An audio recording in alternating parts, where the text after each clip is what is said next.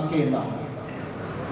قبل اس کے کہ میں قبلہ کو زحمت خطاب کے لیے کہوں، آپ سے گزارش ایک سورہ فاتحہ کی شیخ زین بھائی، حسنین بھائی اور اس خانوادے کے دیگر جتنے مرحومین، ان کے لیے شہداء ملت امامیہ، شہداء ملت جعفریہ اور بالخصوص ان مومنین و مومنات جن کا کوئی نہیں پڑھنے والا، ان تمام کے لیے ایک دفعہ سورہ الحمد، 3 دفعہ سورہ اخلاص کی تلاوت فرما کر عند اللہ ماجور ہیں۔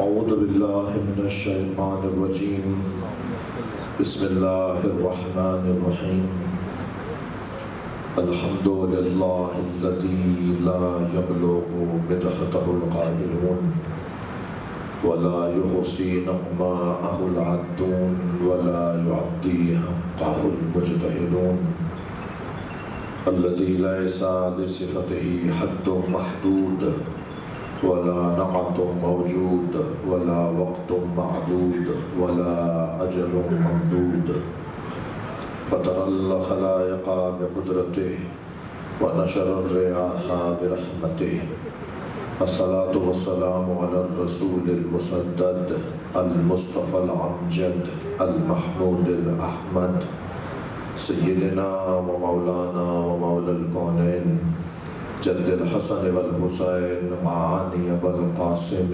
محمد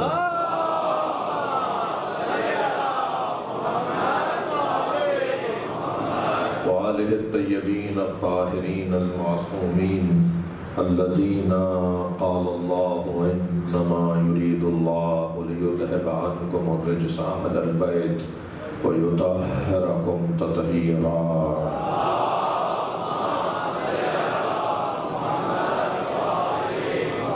ولعنة الله على أعدائهم أجمعين من يوم عداوتهم إلى قيام يوم الدين، أما بعد، قال الحكيم في القرآن الكريم، بسم الله الرحمن الرحيم، ولو اتبع الحق أهواءهم لفسدت السماوات والأرض ومن فيهن، صلوات۔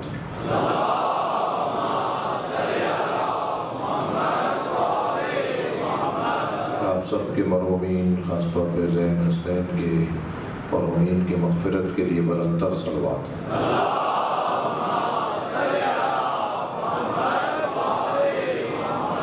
اس سے بلند صلوات علیہ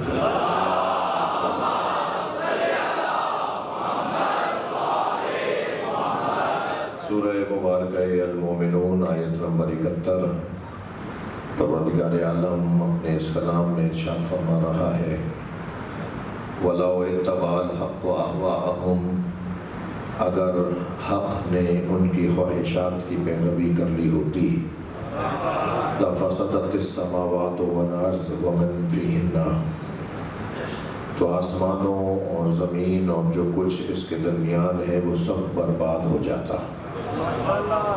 حق خواہشات کی پیروی نہیں کرتا۔ اس کا مطلب یہ ہے کہ حق کوئی خاموش ہادی کا نام نہیں ہے۔ اگر حق نے ان کی خواہشات کی پیروی کر لی ہوتی تو آسمانوں اور زمین اور جو کچھ اس کے اندر ہے وہ سب برباد ہو جاتا۔ اس کا مطلب ہے کہ حق کوئی وجود ہے جس کی اطاعت گویا سب کی بربادی ہے اور جس کا انکار سب کی سلامتی ہے۔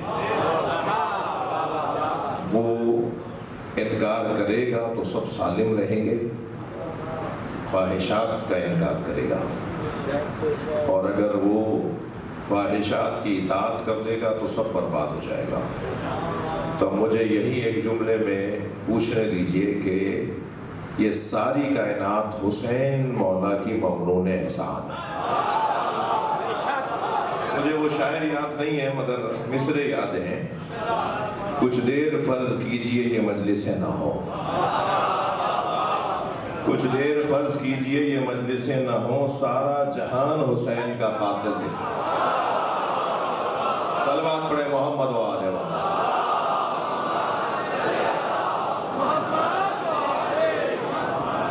امام حسین کا در حقیقت احسان ہے کائنات کے اوپر، اس پوری کائنات پر امام حسین کا احسان ہے کہ انہوں نے خواہشات کا انکار کیا، خواہشات کی اطاعت نہیں کی۔ اکیلے رہنے سے، مجھے بتائیے اکیلا کون رہا؟ اور لفظوں کو بہتر کرتا ہوں، اکیلا کون ہے؟ نہیں، یہ جملہ بھی ٹھیک نہیں ہے۔ کون ہے جو حسین کے انکار کی وجہ سے مٹ گیا؟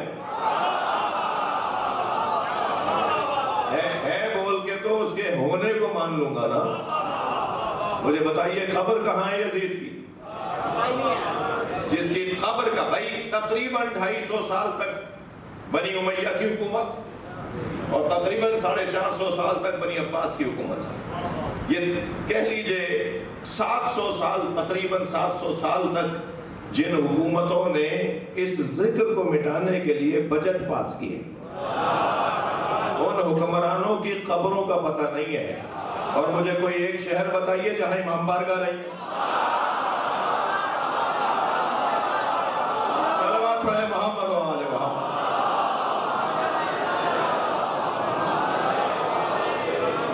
امام حسین اتنا زندہ ہے، امام حسین ایسے زندہ ہیں، اتنا زندہ ہے کہ کون سا شہر ہے، کون سا محلہ ہے کہ جہاں امام حسین کے نام پر امام حسین کا وہ جو کپڑے کا خیمہ جلایا تھا نا، یہ امام بارگاہ RCC کے خیمے ہیں۔ امام حسین کے خیموں جو خیمے جلائے گئے تھے انہی کی یاد میں تو ہیں۔ دنیا نے وہ خیمے جلائے، ہر شہر میں، ہر ملک میں امام حسین کے خیمے لگے ہوئے ہیں۔ اور دنیا کی جدید ترین یونیورسٹی میں اس طرح کی کلاس نہیں ہوتی جیسے حسین کے مدرسے میں ہوتی ہے۔ بہت سارے لوگ عالمی سطح کی تعلیمی مراکز کے اندر گئے ہوں گے، یہ فقیر بھی اس ذکر کی برکت سے گھومتا رہتا ہے پوری دنیا میں۔ میں نے بہت دیکھا ہے، ایسی یونیورسٹی کہیں نہیں دیکھی جس کا مرکز کربلا ہے، جس کا ہیڈ آفس کربلا ہے۔ سن 61 ہجری میں امام حسین نے جس عالمی اوپن یونیورسٹی کی بنیاد رکھی تھی نا، یہ علی مسجد اس کا ایک کیمپس ہے، ایک کیمپس ہے۔ یہ اس شہر کے اندر 50 کیمپس ہے۔ کون سا شہر ہے، کون سا ملک ہے، کون سا شہر ہے جہاں امام حسین کے نام کا مدرسہ نہیں لگا ہوا؟ اور دنیا کے اسکولوں میں، کالج، یونیورسٹیز کے اندر طالب علم جب جاتا ہے تو اس کا اپنا چال کا انداز ہی کچھ اور ہوتا ہے۔ جتنی مہنگی یونیورسٹی ہوتی ہے اتنا ہی اس کی چال بدلی ہوتی ہے۔ اور یہ عجیب یونیورسٹی ہے کہ آنے والا جوتیاں اتار کے آیا ہے۔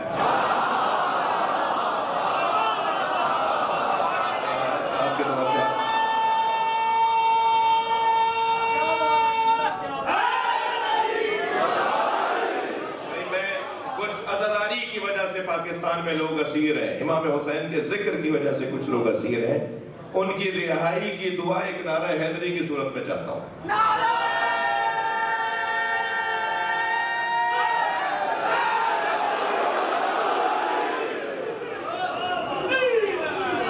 صلوات پڑھے محمد و آلہ محمد۔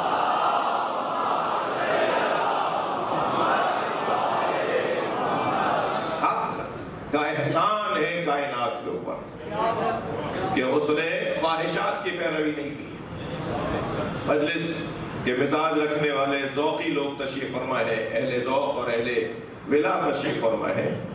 جس لہجے کی آیت ہے نا، مولا علی کے لیے، مولا حسن کے لیے، مولا حسین کے لیے، امام سجاد کے لیے، کیسے بتاؤں ان لوگوں کو کہ جو یہ کہہ رہے ہیں کہ یزید مدینے میں آیا اور اس نے 7000 صحابہ کرام اور مولا امام سجاد سے بھی بیعت مانگی، اور معاذ اللہ ان سارے صحابہ نے اور مولا نے معاذ اللہ یزید، بھائی یزید زندگی بھر کبھی مدینے نہیں آیا۔ یاد رہے ایسے نابکاروں کو مدینے کی توفیق نہیں ہوتی۔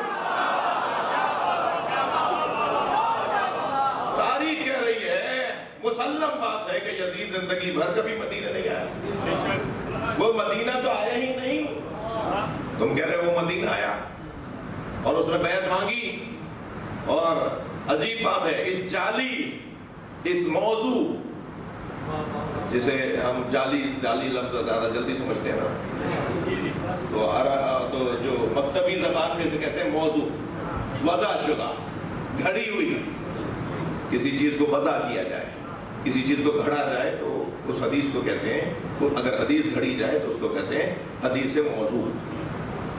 جی، حدیث موضوعہ، گھڑی ہوئی حدیثیں، جعلی حدیثیں، بنائی ہوئی حدیثیں. شام میں ایک حدیث سازی کا کارخانہ لگا تھا. اس کارخانہ حدیث سازی سے نکلی ہوئی حدیث، ان حدیثوں میں ایک حدیث یہ ہے کہ یزید نے بیعت مانگی اور 7,000 صحابہ کرام نے واقعہ کربلا کے بعد. تو اس کے اندر جو جھوٹا ہوتا ہے نا، اس کا حافظہ اچھا نہیں ہوتا. بچوں، آج مجلس میں عہد کر کے جاؤ کہ جھوٹ کوئی نہیں بولے گا، تاکہ اس کا ہمیں اپنے خود فائدہ پہنچے. ایک صلوات پڑھیں محمد و آل.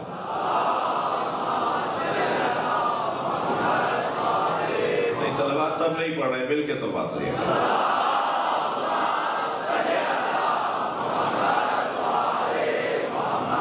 اس حدیث کے موضوع ہونے پر ایک دلیل یہ ہے کہ یہ حدیث کہہ رہی ہے کہ وہ مدینہ آیا اور مدینے میں آ کے اس نے بیعت مانگی اور ایسے بیعت ہوئی. تو یہ تو ایک تو اس کے جعلی ہونے کی یہ کہ وہ کبھی مدینہ نہیں آیا، زندگی بھر مدینہ نہیں آیا، مدینے کو پسند ہی نہیں کرتا تھا، مدینے کو پسند ہی نہیں کرتا تھا، مدینے کی وہ کھلا دشمن تھا. توجہ کے ساتھ ہے. اور دوسری بات یہ کہ اس حدیث کے اندر یہ لکھا ہوا ہے کہ اس نے جب معاذ اللہ امام سے بیعت کی بات کی تو امام نے فرمایا، یعنی اب جعلی حدیث دیکھیے کیسے سمجھ میں آئے گی. معاذ اللہ جب اس نے امام سے سوال کیا تو حضرت نے فرمایا اگر میں نے تیری بیعت نہیں کی تو تو میرے ساتھ بھی وہی کرے گا جو میرے پاپا حسین کے ساتھ کیا. تو اس نے کہا میں اس سے بدتر کروں گا. تو حدیث گھڑنے والوں نے یہ نہیں سوچا، توجہ چاہوں گا، حدیث گھڑنے والوں نے یہ نہیں سوچا کہ ایک جانب تم امام سجاد کی بیعت کی بات کر رہے ہو، دوسری جانب یہ تسلیم کر رہے ہو کہ یزید نے امام حسین کو شہید کیا.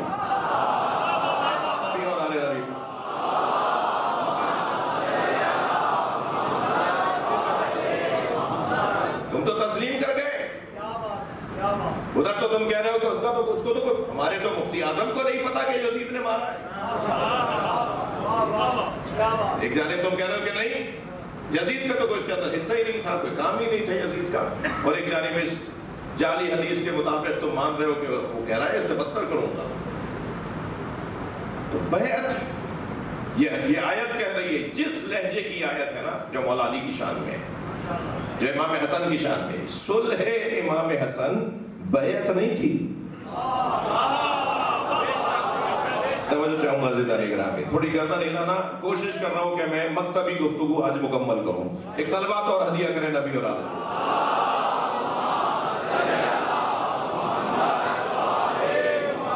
صلح امام حسن، صلح امام حسن بیعت نہیں ہے. اور صلح بھی توجہ رہے، صلح بھی شرائط کے باقی رہنے پر منحصر ہوتی ہے. شرائط میں سے ایک شرط بھی ٹوٹی، صلح ختم. ایک شرط ٹوٹنے پہ صلح ختم ہو جائے گی. صلح صحیح تلفظ صلح ہے، ہم صلح کہتے ہیں تو دونوں کہہ دیتا ہوں. صلوات پڑھیں ذرا نبی کی ذات.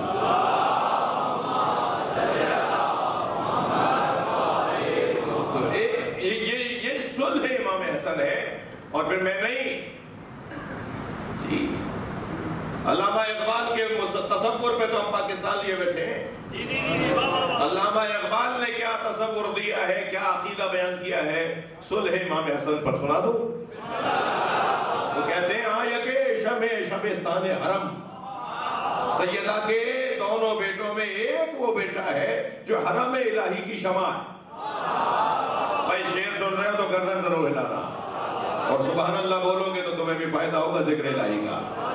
وہ کہتے ہیں آیا کہ شمستان حرم، آیا کہ شمستان حرم، وہ ایک بیٹا سیدہ کا، بیوی کے قصیدے کے اندر یہ شعر ہے جو سیدہ کی شان میں علامہ اقبال نے قصیدہ کہا ہے.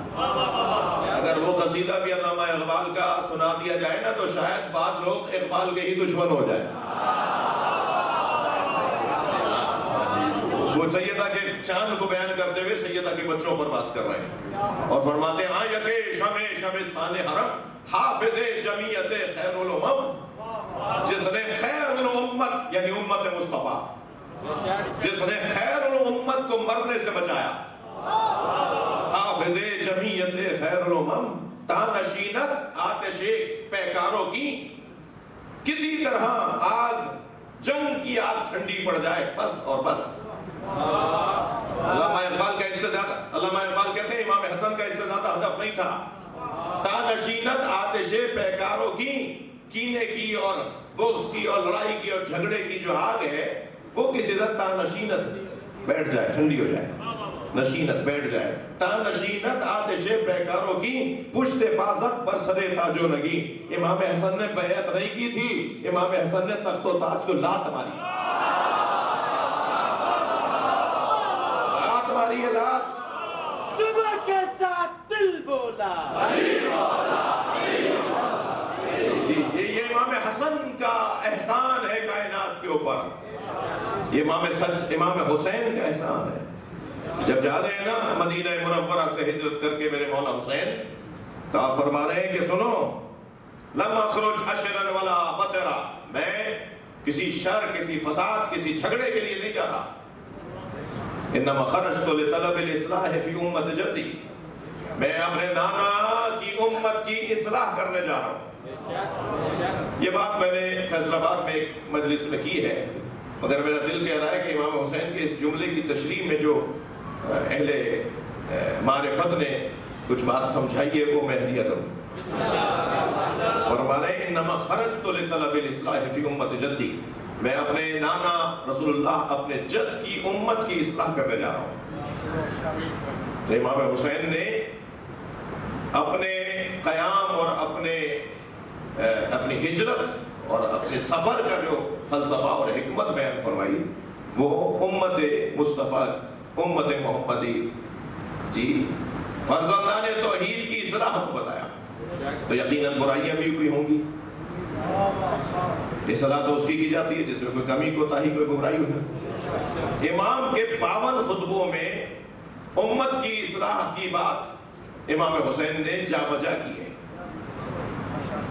مگر ان 52 خطبوں میں کہیں بھی یزید کی اصلاح کی بات نہیں. بھئی توجہ چاہوں گا، ایک زاویہ ہے جو میں آپ کے سامنے رکھ رہا ہوں. کہیں بھی میرے مولا نے یہ نہیں فرمایا کہ میں یزید کی اصلاح کرنے جا رہا ہوں، اس کو نصیحت کرنے جا رہا ہوں. برائیاں ضرور بیان کی یزید کی، وہ شارب الخمر، وہ شراب پیتا ہے، مغلل بالفسق، وہ علنی گناہ کرتا ہے، قاتل نفس محترمہ، وہ علنی لوگوں کو بے گناہ قتل کروا دیتا ہے. مثلی لا یباع مثلا، وہ جیسا اس جیسے کی بیعت نہیں کر سکتا. میرے مولا نے ان تمام خطبات میں، ان 52 خطبات میں کہیں نہیں فرمایا کہ میں یزید کی اصلاح کرنے جا رہا ہوں. شراب پینے والے کو تو ٹوکا جاتا ہے جی، برائی کر رہے ہیں حضرت، اس کی برائی بتا رہے ہیں، اس کی علنی گناہ کرتا ہے، لوگوں کو مروا دیتا ہے، بے گناہ مابرائے عدالت قتل کروا دیتا ہے، مگر کہیں نہیں فرما رہے کہ میں اس کی اصلاح کرنے جا رہا ہوں. کیوں اصلاح کرنے جا رہے ہیں امت کی؟ برا ہے یزید جی، یزید کی اصلاح کیوں نہیں کر رہے امام؟ بھئی حضرت ابراہیم علیہ السلام نے اپنے چچا کا بت خانہ، اپنے چچا کا کارخانہ بت سازی بند کیوں نہیں کروایا؟ بت خانے کے بت توڑائے. ان کے اپنے چچا آزر کاروبار تھا ان کا بت بنانے کا، کارخانہ لگایا ہوا تھا. حضرت ابراہیم کے چچا آزر نے بت بنا کے بیچتے تھے، چھوٹے بڑے مختلف سائزوں کے اور مختلف ڈیزائنوں کے بت.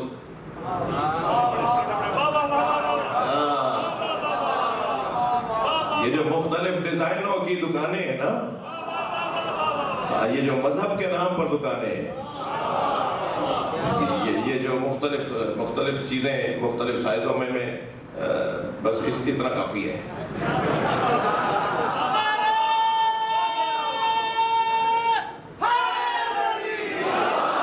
حضرت ابراہیم نے اپنے چچا آزر کا کارخانہ بت سازی بند کیوں نہیں کروایا؟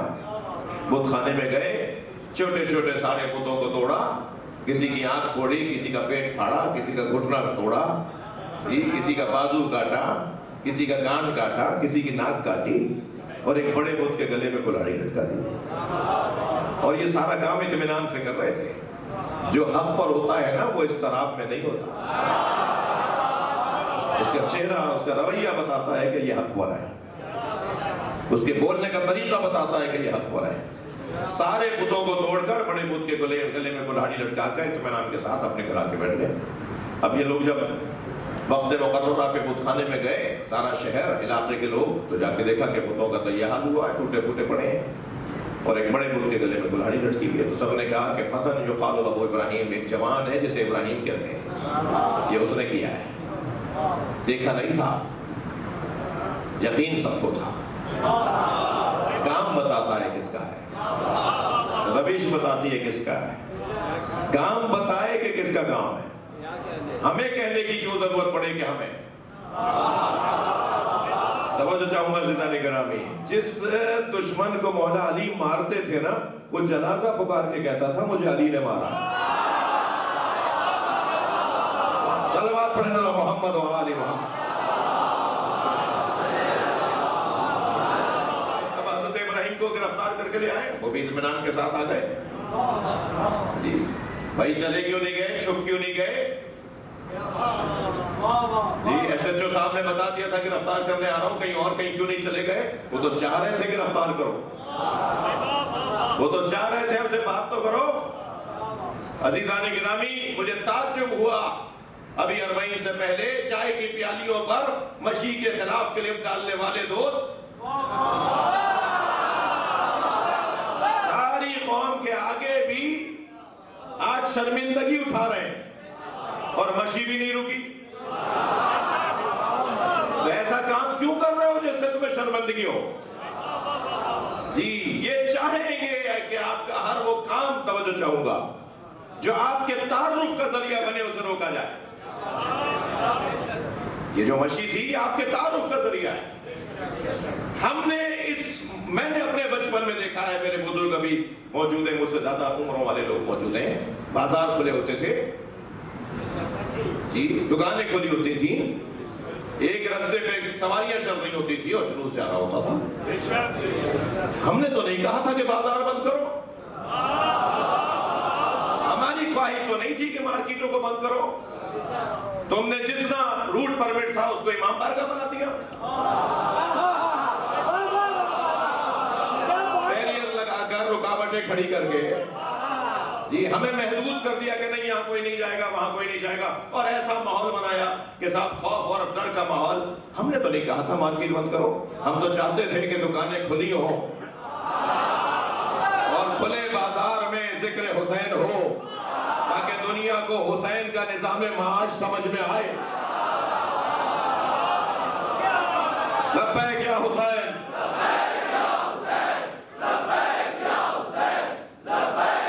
بلند کر صلوات علیہ کرے محمد و آل محمد پر.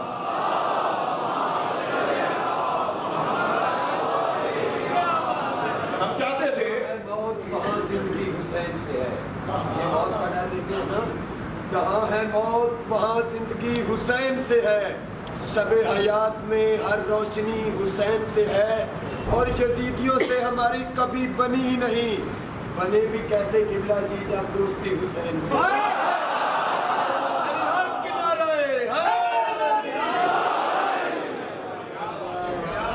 انہوں نے کام یہ کیا گزشتہ 40 سال 35 سال سے، تو میرے بچپن میں وہ ماحول تھا. میں 52 سال کا ہو گیا ہوں، میں کوئی 35 سال سے تو میں دیکھ رہا ہوں کہ رکاوٹوں کے ساتھ اور پابندیوں کے ساتھ، جی تاکہ کوئی جانے نہ پائے، کوئی آنے نہ پائے. جی ایسا ہو گیا. اس مشی نے ان کی پابندیوں کو ختم کر دیا. تو یہ کیسے برداشت کریں گے؟ کچھ نہیں ہے بھائی، 5واں سال تھا، کچھ ہوا؟ سنی ہماری جان ہے، سنی ہمارے عزیز ہیں، سنی عزادار ہیں۔ تم نے یہ کیسے طے کر لیا کہ شیعہ صرف عزاداری کرتے ہیں؟ میں یہ بار بار کہتا ہوں، دوبارہ کہہ رہا ہوں، شیعہ امام حسین کی عزاداری کے مالک نہیں ہے،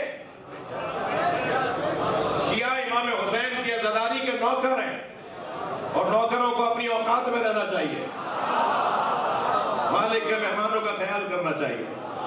شیعہ سب عزادار ہیں، اور اس ملک کے اندر جہاں ہندو عزادار ہیں۔ یہ حقیر، یہ فقیر جو آپ کے سامنے بیٹھا ہے، میں کتنے ہی ہندوؤں کے گھر کی مجلس پڑھتا ہوں، خاص طور پہ ہمارے سندھ کے اندر ایک بڑی تعداد میں ہندو ہیں جو عزاداری کرتے ہیں، علم لگاتے ہیں، جلوس نکالتے ہیں۔ جی حیدرآباد میں تو ایک پیڑ کہتے ہیں علم کو، ایک علم کا جلوس ہندوؤں کے یہاں سے نکلتا ہے۔ مجھے ایک معروف شخصیت رہے، میں ان کا نام لینے سے گریز کر رہا ہوں، میرے ساتھ فضائی سفر میں تھے، برابر میں ہم ساتھ بیٹھے تھے سیٹ پر، مجھ سے کہنے لگے کہ حیدرآباد میں شیعوں کے جلوسوں کے پرمٹ کتنے ہیں؟ میں نے کہا جی میرے علم میں نہیں ہے۔ تو کہنے لگے کہ ٹوٹل 400 پرمٹ جاری ہوتے ہیں ہر سال، جو صدیوں سے چلے آ رہے ہیں، شیعوں کے صرف 50 ہیں، 350 ہم سنیوں کے ہیں۔ اس ملک میں سنی شیعہ کا مسئلہ ہی نہیں ہے، نہیں ہے مسئلہ۔ واللہ میں ممبر پر بیٹھ کر بہت اندر تک کے حالات جانتا ہوں۔ اس ملک کے اندر سنی شیعہ کا مسئلہ نہیں ہے، اس ملک میں مذہبی مسئلہ ہی نہیں ہے، اس ملک میں سیاسی مسئلہ ہے، اس ملک میں مسئلہ سیاسی ہے۔ اب سادہ لوگ بیچارے جو خاندانی نہیں ہیں، ہمارے یہاں بھی ہیں اور کہیں اور بھی ہیں، جو خاندانی لوگ نہیں ہیں اور ان کو ممبر مل گیا،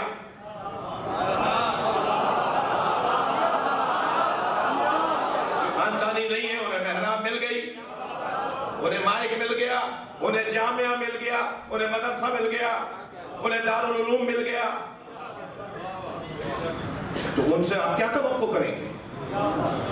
کیا ہونا تھا؟ یہی تو ہونا تھا کہ وہ آپ کی ایک چائے کی پیالی پر آپ کی بات جا کے کرتے۔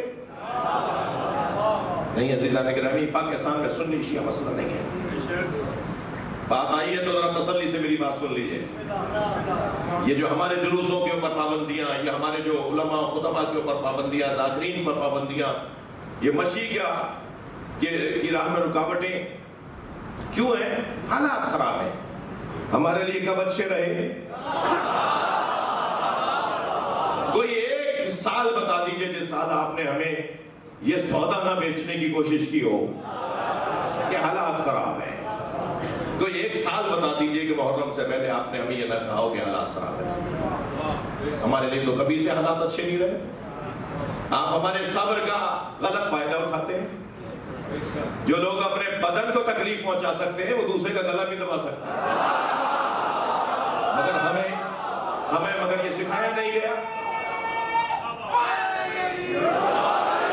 مگر ہمیں یہ سکھایا نہیں گیا۔ ہم صابر کے ماننے والے، ہم امام صابر کے ماننے والے، ہم صابروں کے پیروکار ہیں۔ ہمیں کہا گیا ہے کہ صبر کرو، برداشت کرو، تحمل مزاجی کے ساتھ آگے بڑھو۔ جی اچھا اتفاق ہے کہ میں سنی شیعہ کی اتحاد کی بات کر رہا ہوں اور میرے سنی بھائی بھی مجلس میں شریک ہو رہے ہیں۔ ایک بلند صلوات پڑھے محمد و آل محمد۔ شکریہ، بہت شکریہ۔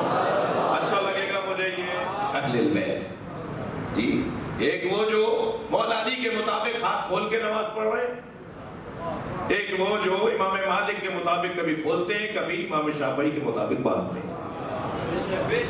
یہ آج سے نہیں ہے، کوئی کسی کو ختم نہیں کر سکتا۔ برداشت کرنا ہوگا، تحمل مزاجی۔ میں اپنی بات، اپنا موقف، اپنا عقیدہ سجا کر خوبصورتی کے ساتھ اچھے الفاظ میں بھی تو بیان کر سکتا ہوں۔ ضروری ہے کہ چڑھا کر، لڑا کر، چٹکی بھر کے بات کرو۔ پہلے طے کریں بھائی، میں ایک دفعہ پھر آپ کا شکر گزار ہوں، آپ کے لیے دعا گو۔ پہلے طے کریں کہ مجھے اپنا موقف سمجھانا ہے یا چڑھانا ہے۔ سمجھانے اچھا ہوتا ہے، جس کا اخلاق اچھا ہوتا ہے وہ سمجھانے والا ہوتا ہے، جو سمجھانا چاہتا ہے اس کا اخلاق اچھا ہوتا ہے۔ بات ایسے لٹھ مار کریں گے، اچھی بات بھی ہوگی وہ خراب ہو جائے گی۔ سجا کر پیار سے محبت سے، اگر توجہ چاہوں گا، علامہ اقبال کہتے ہیں کہ تا نشینت آتش پیکاروں کی پشت حفاظت پر سرے تاج و نگین، یہ اللہ یہ اعلان کر رہا ہے وَلَوْ اتَّبَعَ الْحَقُّ أَهْوَاءَهُمْ، اگر حق نے ان کی خواہشات کی پیروی کر لی ہوتی لَفَسَدَتِ السَّمَاوَاتُ وَالْأَرْضُ وَمَنْ فِيهِنَّ، تو جو کچھ آسمانوں میں ہے اور جو کچھ زمینوں میں ہے وہ سب برباد ہو جاتا۔ یہ آسمان رکا ہوا ہے، زمین ٹھہری ہوئی ہے، تو مان لیجئے حق کسی کی خواہشات کی پیروی نہیں کرتا۔ حق کا کام ہے چاہے وہ تنہا ہو اکیلا ہو مگر اپنی بات پر جمع اور ڈٹا رہے۔ مولا علی کے لیے فرماتے ہیں مثل علی کمثل الکعبہ، علی کی مثال خانہ کعبہ جیسی ہے، یدور ولا یدار، کعبے کے گرد سب چکر کاٹتے ہیں، کعبہ کسی کے گرد چکر نہیں کاٹتا۔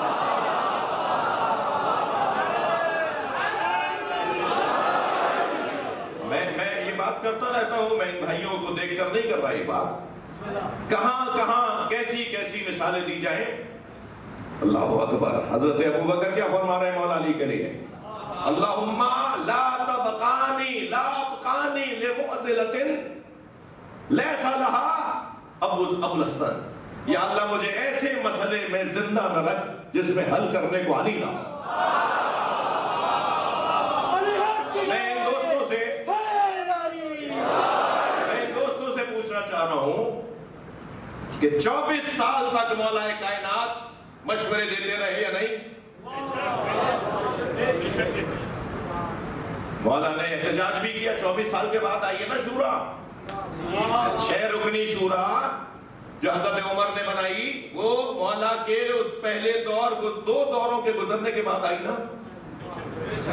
مجھے جواب دیجئے، اس شورا میں مولا کائنات بیٹھے یا نہیں؟ اور بیٹھ کر اپنی بات کی یا نہیں؟ نہ جاننا، بات نہ کرنا، ملاقات نہ کرنا یہ حل نہیں ہے۔ ملاقات کر کے اپنا موقف سجا کر پیش کرنا یہ علی کی سیرت۔ سجا کر بات کرو، اہتمام کے ساتھ بات کرو۔ لہذا اس شورا میں 6 رکنی شورا، اہل علم جانتے ہیں، اہل مطالعہ جانتے ہیں، بڑی تعداد میں دانشوران تشریف فرما ہے۔ اس 6 رکنی شورا میں مولا نے اپنا موقف رکھا اور اس موقع پہ فرمایا کہ کیا تم میں سے کسی کو یاد نہیں ہے کہ نبی مکرم نے میرے لیے کیا فرمایا؟ اور پھر آپ نے 3 حدیثوں کو اپنی خلافت پہ دلیل بنایا۔ توجہ ہے بات کی؟ حدیث غدیر، من کنت مولا فہذا علی مولا۔ حدیث سفینہ، مثل اہل بیتی کمثل سفینۃ نوح، من رکبہا فنجا ومن تخلف عنها فغرق۔ میری اہل بیت کی مثال سفینہ نوح کی طرح ہے، جو اس میں سوار ہوا وہ نجات پا گیا اور جس نے اس سے روگردانی کی وہ ہلاک ہو گیا۔ یہ دوسری حدیث مولا علی نے اپنی شان میں، اپنی فضیلت میں نبی کی یہ سنائی۔ اور تیسری حدیث آپ نے جو اپنی خلافت پہ دلیل کے طور پہ دی وہ حدیث ثقلین ہے۔ توجہ ہے بات کی؟ فرمایا کیا تم میں سے کس، ہم نے کہا ہمیں یاد ہے، سارے صحابہ کرام تھے۔ حضرت نے فرمایا تم میں سے کون ہے جسے یاد نہیں ہے؟ سب نے کہا ہمیں یاد ہے۔ اس میں سے حضرت نے فرمایا کیا تم نے یہ نہیں سنا نبی مکرم سے انی تارک فیکم الثقلین؟ اب اہل علم سے تھوڑی سی توجہ چاہوں گا بھائی، ثقلین اور ہے، ثقلین اور ہے۔ قاف کو جزم دے کر پڑھیں اس کا ایک اور مطلب ہے، اور قاف کو فتح دے کر پڑھیں اس کا ایک اور مطلب ہے۔ ثقلین کا مطلب ہے 2 بھاری چیزیں جو معمولاً ہم ترجمہ کرتے ہیں، اور معمولاً ثقلین پڑھ کے ہم یہی تشریح کر رہے ہوتے ہیں۔ اور ثقلین قاف پر زبر، قاف پر فتح، قاف کو مفتوح کیا جائے، اس کا ایک اور مطلب ہے۔ اچھا وہ جو ثقلین ہے یعنی 2 گنا قدر چیزیں، اولہما کتاب اللہ اذکرکم اللہ فی اہل بیتی، 3 مرتبہ سرکار نے، مسلم شریف کی روایت ہے، 3 مرتبہ سرکار نے فرمایا میں تمہیں اپنے اہل بیت کے بارے میں اللہ سے ڈراتا ہوں. میں تمہیں اپنے اہل بیت کے بارے میں اللہ سے ڈراتا ہوں.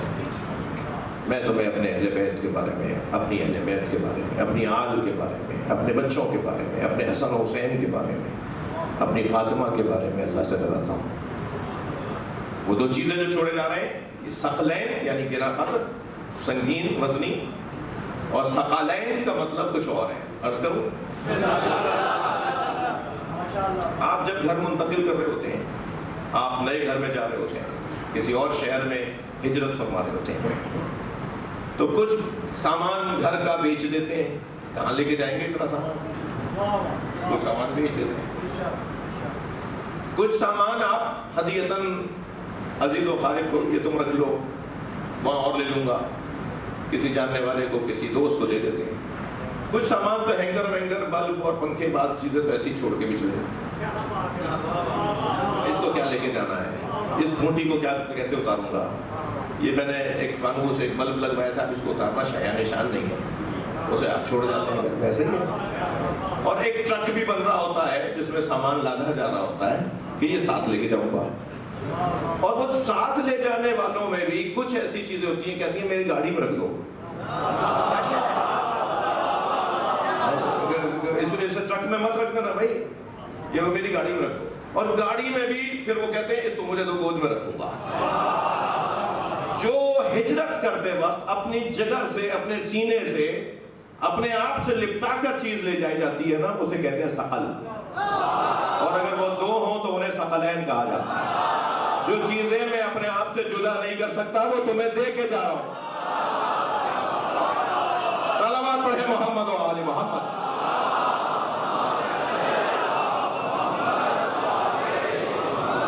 ایسی قیمتی چیزیں سرکار دے کر گئے, ایک کتاب اللہ, ایک اللہ کی کتاب, اور ایک اہل بیت. جی 13 طرق میں, ایک میں سنتی کا لفظ ہے, 12 میں اہل بیت کا اطرتی کا لفظ ہے.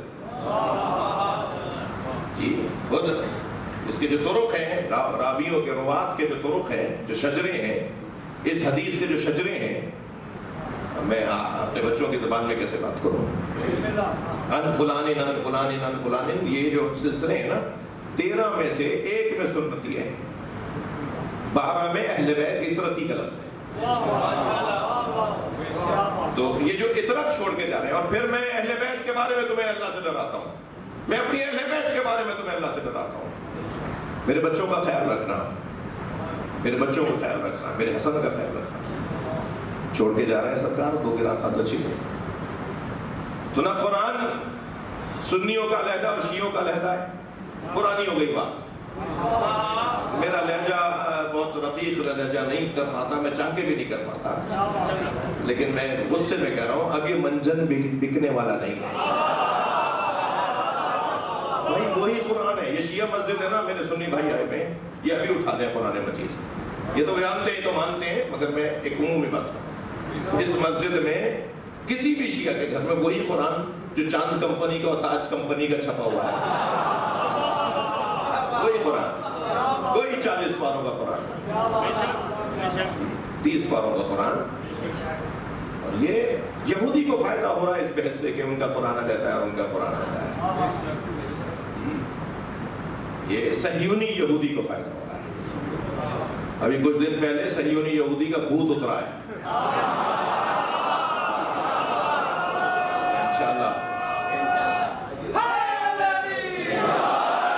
انشاءاللہ فلسطینی مسلمان بھی چین پائے گا اور مسلمانوں کے مسائل آسان ہوں گے. جی قرآن لڑنے کا موضوع نہیں ہے. باہر کہہ چکا ہوں, ریکارڈ پر چیزیں ہیں کہ اگر آپ کے محلے میں, شیعہ بھائیوں سے کہہ رہا ہوں, اگر آپ کے محلے میں کوئی شیعہ قاری قرآن نہیں ہے تو سنی قاری قرآن سے اپنے بچوں کو قرآن پڑھواؤ. قرآن جب دو ہیں ہی نہیں. یہ بھی غیر علمی بات ہے کہ سنی ولد ضالین کہتے ہیں اور شیعہ ولد ضالین کہتے ہیں. یہ غیر علمی بات ہے, تجوید کا اور مخارج کا مسئلہ ہے کہ زبان کی نوک اگر تھک رہے ہیں آپ, زبان کی نوک اگر سامنے والے دو ورندہ دانتوں پہ جا کے لگے گی تو جو الفاظ جو لہجہ بنے گا، جو مخرج بنے گا، وہ دال کا بنے گا. لیکن اگر زبان کا ایک طرف ساتھ والے نوکیلے دانتوں پہ جا کے لگے گا تو جو مخرج بنے گا وہ ضاد کا بنے گا. مسئلہ سنی شیعہ کے تلفظ کا نہیں ہے، مسئلہ مخرجوں کا ہے. میں خالد ستر کی بات کر رہا ہوں. اس لیے اگر آپ کے ہاں دینیات ان سے مت پڑھوانا، سنی عالم سے دینیات نہیں پڑھوانا، یہ بات ٹھیک ہے آپ کی، لیکن قرآن تو سب کے لیے برابر ہے. ایسے ہی اہل بیت بھی لڑنے کا موضوع نہیں ہے، لڑنے کا موضوع نہیں ہے. مجھے بتائیے کہ سنی مولا علی کو یہ مانتا ہے، شیعہ مولا علی کو مانتا ہے. مجھے ذرا سینے پہ ہاتھ رکھ کے بتائیں کیا سارے شیعہ ایک جیسے مانتے ہیں؟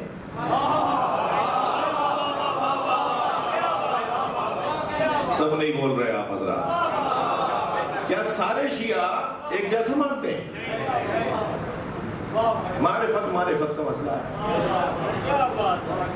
کوئی کعبے کو دیکھ کر اس کے غلاف میں ہی اٹکا رہتا ہے، کوئی کعبے کو دیکھ کے پرنالے میں ہی بہتا رہتا ہے، اور کوئی کعبے کو دیکھ کے کعبے کے مالک تک پہنچتا ہے.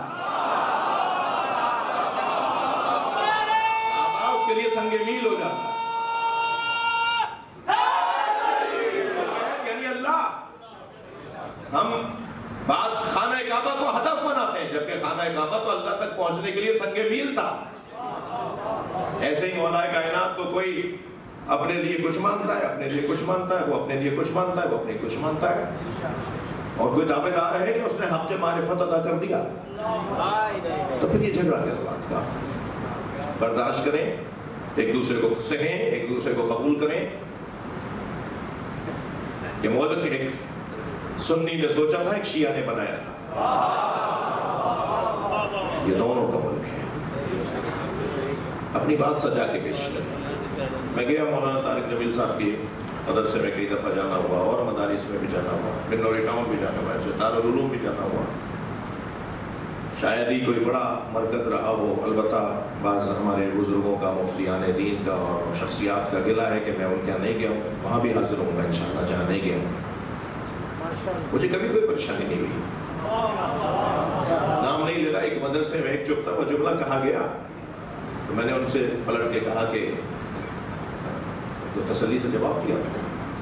جو میرے میزبان تھے، دیوبندی برادران تھے، انہوں نے اپنے لوگوں کو سمجھایا کہ ایسا نہیں کرو. برداشت، تحمل مزاجی. کھولیے دروازے ایک دوسرے کے لیے. گھٹے پہ دماغ والا علی والا نہیں ہوتا، تنگ نظر علی والا نہیں ہوتا. آپ اپنی جگہ شیعہ رہیں، مولا علی کو خلیفہ بلا فصل مانیں، اور ساتھ میں اپنی دلیل پیار و محبت سے دیں. کوئی توہین نہیں ہو رہی. اور یہ مجبور لوگوں کا کام ہے، آپ کی طرف سے بھی ان کی طرف سے بھی، کہ توہین ہو گئی، توہین ہو گئی، توہین ہو گئی. توہین کی تعریف ہو ہی نہیں. توہین کی کوئی تعریف نہیں ہے. کسی اور موقع میں تفصیل سے بات ہو. بات بہت روشن ہے. درے حسین پہ ملتے ہیں ہر مزاج کے لوگ. یہ دوستی کا وسیلہ ہے، دشمنی کا نہیں. امام حسین سب کے ہیں. کربلا کا شاہ حسین، کربلا کا شاہ حسین، کربلا کا شاہ حسین، کربلا کا شاہ حسین. حسینی بولے کربلا کا شاہ حسین. مردانہ انداز میں بولے کربلا کا شاہ حسین. ماشاءاللہ. اور محمد والے محمد بلند صلوات.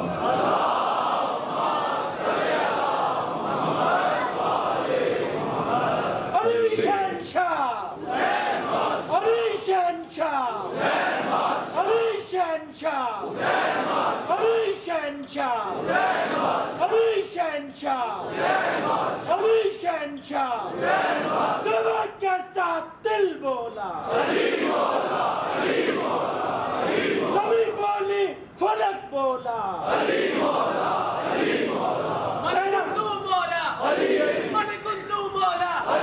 حسین کا بابا، زہرا کا شوہر،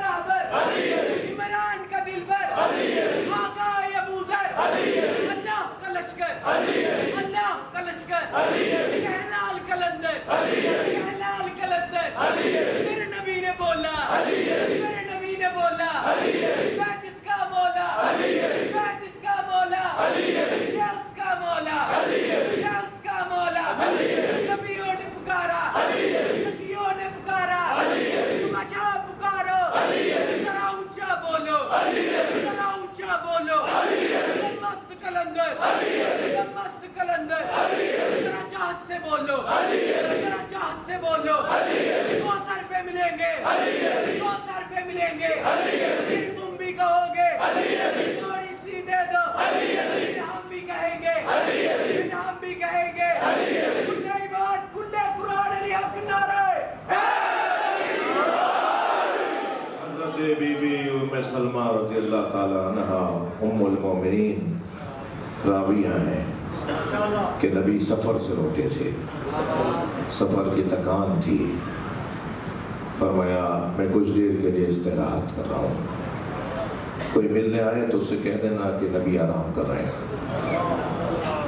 अभी हुजरे में गए थे कि इमाम हुसैन जिनकी उम्र 3 साल की थी दौड़ते हुए आए, नानी नाना आ गए, नानी नाना आ गए। बीबी ने फरमाया हुसैन तुम्हारे नाना आराम कर रहे हैं।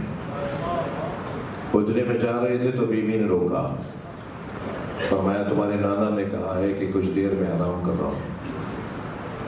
फरमाया नानी क्या मुझे भी रोका है?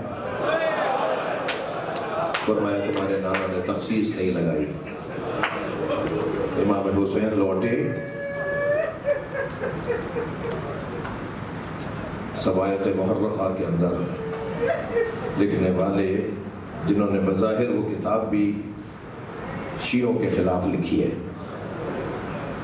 उसमें वो लिखते हैं कि नबी हुजरे से बाहर आए, सर पे अमामा नहीं था, तोश पे अबा नहीं थी, पैरों में नालें नहीं थी, और आवाज़ देकर कहा उम्मे सलमा तुमने हुसैन को भी लौटा दिया। अच्छा मैं अपने सुन्नी भाइयों से एक जुमला कहूँगा कि आपके यहाँ रोना आपको रोका गया है, मगर हमें तमाम आइम्मा ने कहा है, इमाम रिज़ा ने, इमाम सादिक़ ने, हमारे हदीसें इतनी कसरत से हैं कि जब तुम्हें गम दुनिया घेरने लगे तो फ़ब्के लिल हुसैन, ये इमाम रिज़ा का जुमला है। हमारे यहाँ आइम्मा अहले बैत का मकाम उम्मत में बहुत बड़ा मकाम है, अजीम तरीन मर्तबत रखने वाले लोग हैं। इमाम सादिक़ के घर से तो जब ये तय नहीं हो पाता था ना कि मुहर्रम का चाँद हो गया है नहीं, तो मदीने के लोग इमाम जाफ़र सादिक़ की गली से गुजरते थे। तो कोई पूछता था कि इस गली से आज लोग ज़्यादा क्यों गुजर रहे हैं, तो कहते थे इस घर से अगर रोने की आवाज़ आ गई तो हम समझ जाएंगे मुहर्रम का चाँद हो गया है। आइम्मा अहले बैत ने हमें हुक्म दिया है मन बका, ये इमाम सादिक़ का फरमान सुना रहा हूँ, हमारी किताबों में मन बका, लिहाजा ये जो रो रहे हैं ना, ये जो रोते हैं ना, ये हुक्म आइम्मा पे रोते हैं। मन बका और अबका और तबाह का, जो हुसैन पे रोया, जिसने हुसैन पे रुलाया या जिसने रोने का माहौल बनाया, इसे मैं अपनी इस्तिलाह में नाम देता हूँ मन बका रोने वाले यानी सामईन, और अबका रुलाने वाला, और तबाह का बानी मजलिस, खतीब, तबाह का रुलाने वाला, खतीब ज़ाकिर रोने वाला, और बानी मजलिस, ये 3 सुतून बताए हैं अज़ादारी के आइम्मा अहले बैत ने। फरमाया उम्मे सलमा तुमने हुसैन को लौटा दिया, और फिर हज़रत उस तरफ बढ़े जहाँ इमाम गए थे। बीबी फरमाती हैं हुसैन को गोद में लिया और अपने हुजरे में ले गए। कुछ देर के बाद मैंने नबी के बुलंद बुलंद रोने की आवाज़ सुनी, ऊंची आवाज़ पर रो रहे थे। तो मैं मजबूर हो गई कि मैं हुजरे में जाके देखूं, तो मैंने क्या देखा जाके कि हुसैन का कुर्ता उतारा हुआ है और कभी सीने का बोसा दे रहा है, कभी गले का बोसा दे रहा है, कभी लबों का बोसा दे रहे हैं। मैंने कहा या रसूलल्लाह इस बच्चे को ऐसे आप प्यार कर रहे हैं और हुसैन से लिपट के रो रहे हैं आप। फरमाया मुझे जिब्रील ने आके बताया ये मेरा बच्चा भूखा और प्यासा मार दिया जाए। अजरुकुम अल्लाह, अजरुकुम अल्लाह। जिनके मज़हब में रोना जायज़ है वो तकल्लुफ़ करके ना रोना। नबी ने तो हुक्म दिया था ना उम्मत को कि मेरे अहले बैत का ख्याल रखना। 50 साल में नबी का सारा घराना काट दिया। नबी की रहलत के 50 साल बाद। ये तो सुन्नी किताबों में भी लिखा हुआ है ना कि जनाब ज़ैनब जब अपने भाई के बदन पे आई है तो फरमाया हाज़ा हुसैन मुरम्मिलुन बिद्दिमा। मैं अरबी पढ़ रहा हूँ, आप सर्च कर लें। 4 کتابیں شیعوں کی نکل آئیں گی تو 6 اہل سنت کی کتابوں میں یہ جملہ نکل آئے گا۔ بی بی زینب نے امام حسین کے بدن کو دیکھ کے فرمایا ھذا حسین صلی علیکہ یا رسول اللہ علیکہ السماء، اے نانا آپ پر آسمان کے فرشتے سلام کرتے ہیں۔ ھذا حسین مرمل بالدماء مقطوع الاعضاء مسلوب الامامۃ والرداء، نانا یہ ہے آپ کا حسین جس کا امامہ اتار کے لے گئے، جس کے جوڑ جوڑ کو علیحدہ کر دیا۔ اجرکم اللہ، یہ جملے ہیں روایات کے اندر۔ اور پھر اس کے بعد جناب زینب فرماتی ہیں وہ بناتوں کا سبایا، نانا آپ کی بیٹیوں کو اسیر بنا دیا۔ پورے 50 سال کے بعد آل رسول کے ساتھ کیا ہوا؟ اور پھر کربلا سے اسیر بنا کے لے گئے، کوفے سے گزر رہے تھے تو ایک بچے نے دوسرے بچے سے کہا مجھے بھوک لگ رہی ہے۔ چھت پہ کھڑی ایک عورت نے سن لیا کہ جو اسیروں کے بچے ہیں نا یہ بھوکے پیاسے ہیں، تو اپنی کنیز کو آواز دے کر کہا کہ تمہارا مالک میرا شوہر سفر پر گیا ہوا ہے، یہ کھجوریں لے جاؤ، صدقے کی نیت کرو تاکہ میرا شوہر ساتھ خیریت واپس آ جائے۔ یہ پانی لے جاؤ، ان بچوں کو پانی بھی دو اور کھانا اور کھجوریں بھی کھلا دو۔ تو کنیز جب کھجوریں لے کے اس بچے کے قریب آئی نا جس نے دوسرے بچے سے کہا تھا کہ مجھے بھوک لگ رہی ہے، بچے نے ہاتھ بڑھانے کا ارادہ کیا تھا کہ دور سے جناب زینب نے آواز دی الصدقۃ علینا حرام، صدقہ ہم پہ حرام ہے، قربان جائیں اہل بیت کے بچوں پر۔ اس بچے نے ہاتھ کھینچ لیا، مگر اس بی بی نے چھت سے سن لی یہ بات کہ یہ بی بی بچوں سے کہہ رہی ہے صدقہ ہم پہ حرام ہے۔ وہ اتر کے نیچے آئی اور جناب زینب کے سامنے کھڑے ہو کے کہنے لگے بی بی صدقہ تو اہل بیت پہ حرام ہے۔ ایسے میں اگر کوئی جاننے والا مل جائے نا تو دل کرتا ہے لپٹ کے روئیں۔ جناب زینب نے فرمایا تو اہل بیت کو جانتی ہے؟ کہنے لگی اہل بیت کے فرد فرید کو حسین کہتے ہیں۔ میری بیوی نے فرمایا حسین کی بہن کو جانتی ہے؟ تو 2 قدم آگے آگے کہنے لگی اگر بازار نہ ہوتا تو نام بتاتا ہے۔ جناب زینب سے رہا نہیں گیا، میری بیوی نے فرمایا پہچان ام حبیبہ، اس خاتون کا نام ام حبیبہ لکھا ہے، پہچان میں تیرے سامنے کھڑی ہوں۔ یہ کوفے میں ہوا اور شام میں کیا ہوا؟ اللہ آپ کو شام لے جائے، انبیاء کی سرزمین ہے، وحی کی سرزمین ہے، بہت بڑی تعداد میں نبیوں کی قبریں ہیں وہاں پر۔ وہاں ایک چھوٹی سی بی بی کی بھی قبر ہے، 4 سالہ میرے مولا حسین کی بیٹی سکینہ جو زندان شام میں رحلت کر گئی۔ بتا دوں اس بچی کا زندان میں دم گھٹ گیا، دم گھٹ گیا اس بچی کا۔ روزانہ بابا مجھے ساتھ لے جاؤ، بابا مجھے تماچا مارتے ہیں، بابا مجھے گھور کے دیکھتے ہیں، بابا میرے گوشوارے چھین لیے۔ امام حسین کا سر بھیجا گیا، جناب سکینہ نے اپنے بابا کا سر دیکھا تو بابا کا سر دیکھ کے فرمایا بابا آپ کی یہ رگیں کس نے کاٹی ہیں؟ بابا آپ کی یہ چہرے پہ کس کا خون ہے؟ کیونکہ امام حسین نے حضرت علی اصغر کے خون کو اپنے چہرے پہ مل لیا تھا اور فرمایا تھا اسی چہرے کے ساتھ قیامت میں نانا رسول کے سامنے آؤں گا اور نانا کو بتاؤں گا میرے چہرے پہ میرے بچے کا خون۔ بابا یہ آپ کی پیشانی پہ پتھر کس نے مارا؟ اور پھر فرمایا بابا مجھ سے بھی تو پوچھئے میرے گوشوارے چھین لیے، بابا مجھے تماچا مارا، بابا مجھے گھرکتے ہیں۔ اور یہ کہہ کر بچی بابا بابا بابا بابا کہتی کہتی ایک مرتبہ منہ پہ منہ رکھ کے سو گئی۔ ساری بیویاں یہ سمجھی کہ بچی سو گئی ہے، مگر امام سجاد قریب آئے، نبض پر ہاتھ رکھا اور جناب زینب سے کہا اماں ذرا اماں رباب کو سنبھالی ہے، اور آواز آئی انا للہ و انا الیہ راجعون۔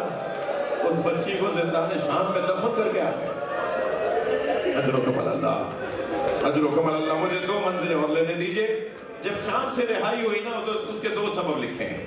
ایک سبب تو اس بچی کی شہادت، اہل بیت کی شام سے رہائی اور مدینہ واپس آنا، ایک تو اس بچی کی شہادت، اس شہادت نے سب کو آزاد کروا دیا۔ خود آج تک اسیر ہے،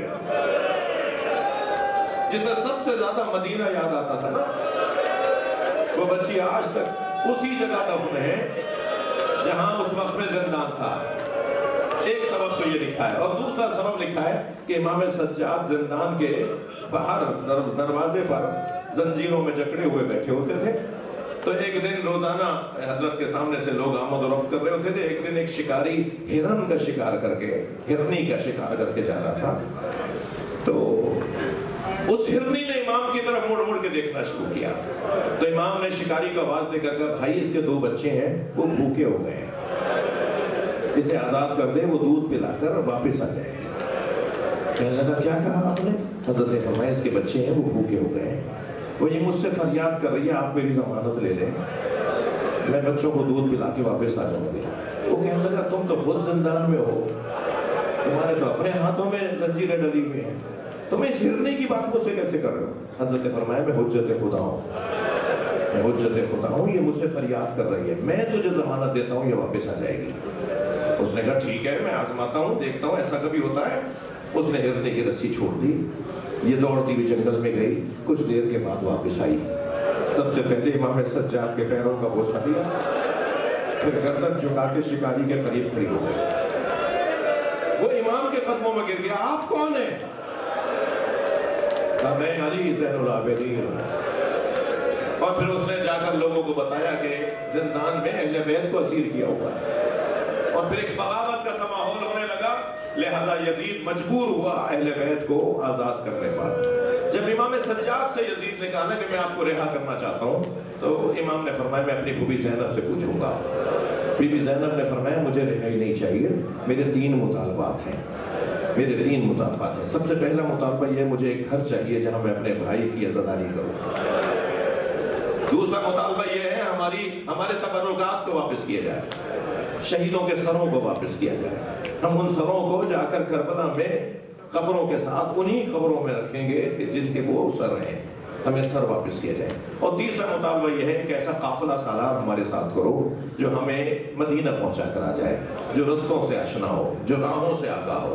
یزید نے کہا میں 2 شرطیں آپ کی ماننے کو تیار ہوں، ایک شرط نہیں مان سکتا. میں آپ کے ساتھ بشیر ابن جزلم کو کروں گا، اس کا باپ بھی آپ کے بابا کا، آپ کے دادا کا شیعہ تھا، یہ بھی آپ کا محب ہے، یہ آپ کو اچھی طرح مدینہ پہنچا کے آئے گا. اور ایک گھر بھی دیتا ہوں جہاں آپ اپنے دکھ کا، اپنے غم کا، اپنی تکلیف کا اظہار کریں اور آپ عزاداری کریں. آپ نے جو مطالبہ کیا میں مانتا ہوں، مگر تیسرا مطالبہ میں کیسے مانوں؟ کوئی تبرک لوٹ کے کہیں لے گیا، کوئی چادر لوٹ کے کہیں لے گیا، کوئی بالیاں لوٹ کے کہیں لے گیا، میں وہ کیسے پورا کروں گا؟ کہنے لگا میں اس کی رقم دینے کو تیار ہوں. بھئی جملہ بڑا عجیب ہے جو عجیب کتابوں میں آیا ہے. اس نے کہا میں وہ رقم دینے کو تیار ہوں جو لوٹا گیا ہے. امام بیٹھے ہوئے تھے، کھڑے ہو گئے. امام نے فرمایا تیرے پاس وہ دولت کہاں ہے جو اس کردے کی قیمت ادا کرے جو میری دادی زہرا نے میرے بابا حسین کے لیے سیا، جس میں میرے بابا شہید ہوئے. وہ خاص کرتا تھا جو جناب زینب کو دیا تھا جناب زہرا نے. میرا بچہ آخری وقت میں تم سے کرتا مانگے گا، یہ کرتا اپنے سامان میں سے نکال کے حسین کو دے دینا. امام نے فرمایا تیرے پاس وہ قیمت کہاں ہے، وہ دولت کہاں ہے جو اس کرتے کی قیمت ادا کرے. 10 دن تک جناب زینب نے شام میں عزاداری کی ہے. پھر قافلہ تیار ہوا تو محملیں لگائی گئی. بس جلدی میں 2-3 منزلیں لے رہا ہوں. محملیں لگائی گئی. محملیں جناب زینب نے دیکھا تو اس پر رنگین پردے لگے ہوئے تھے. حضرت امام سجاد سے فرمایا میں ان محملوں میں عماریوں میں نہیں بیٹھوں گی. اجعلوها سودا حتی یعلم الناس نحن فی عزائے اولاد زہرا.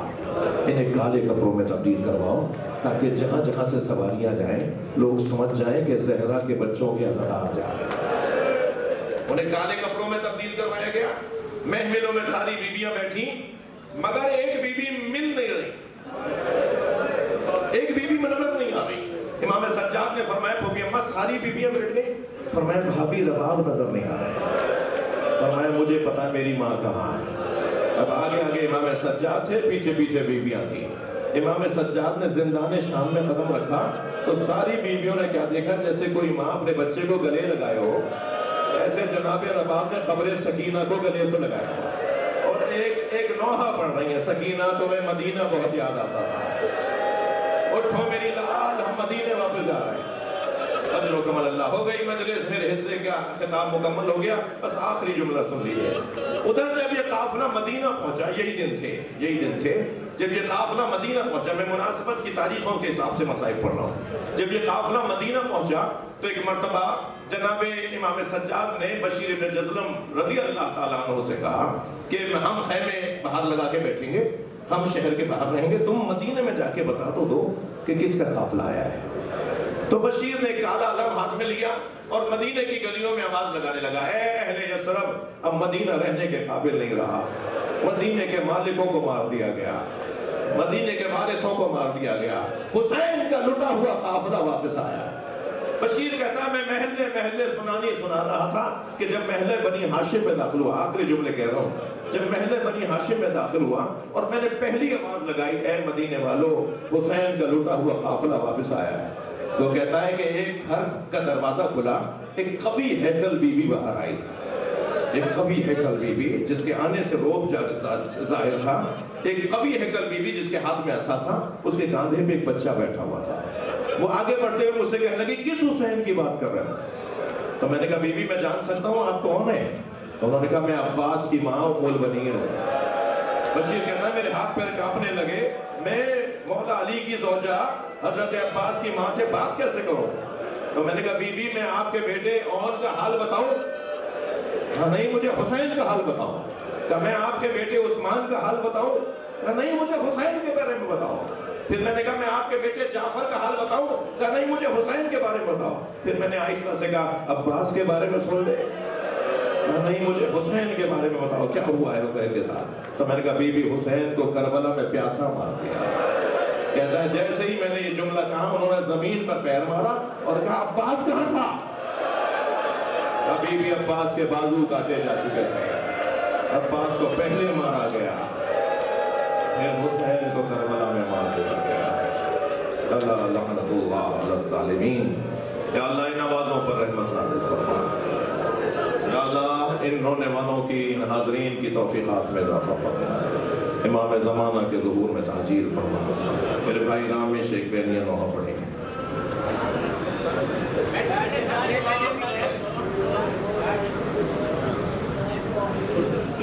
سر سے پہلے زمین پہ چہرہ لگا،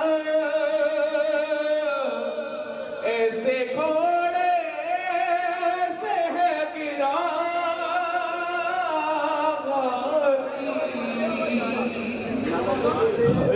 زہرا